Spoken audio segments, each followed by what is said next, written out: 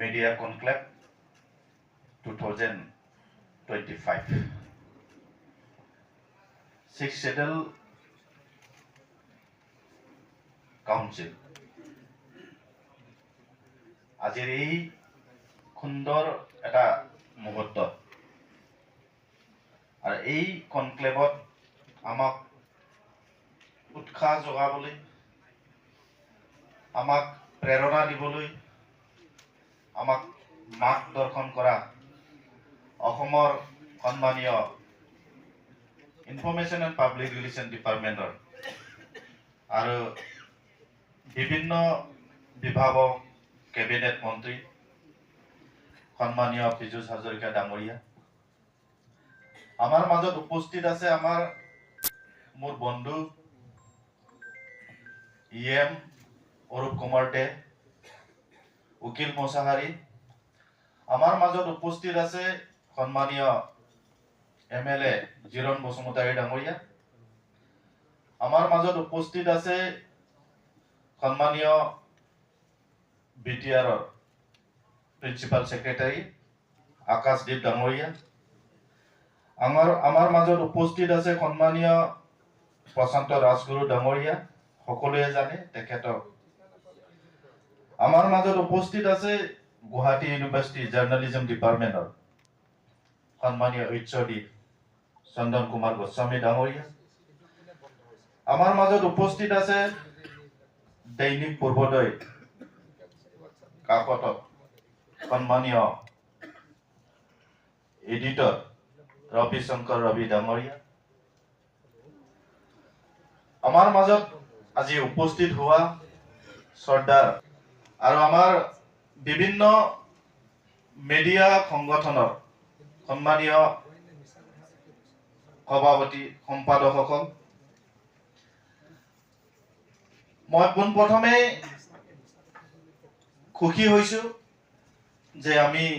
Six শ্বেডুলক লৈ যে এটা মহৎ উদ্দেশ্য লৈ এই কনক্লেভটো কৰিছো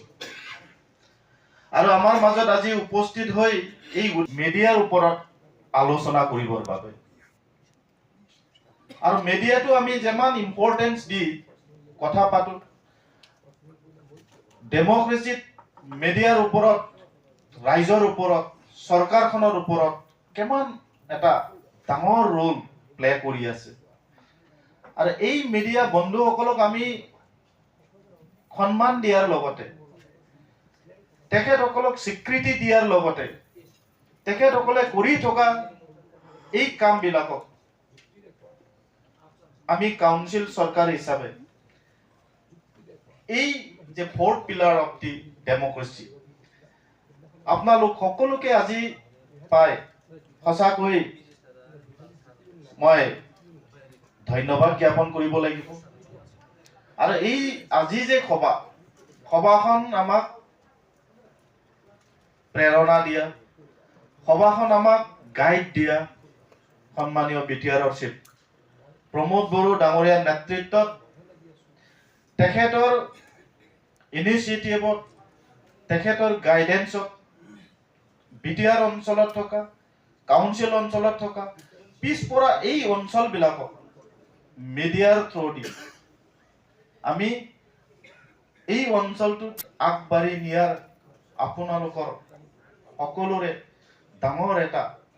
ৰোল প্লে কৰাৰ আমি আশা কৰিছো।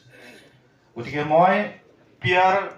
ইনফৰমেশ্যন এণ্ড পাব্লিক ৰিলেশ্যন ডিপাৰ্টমেণ্টৰ কৰি আহিছো, কৰি আছে আৰু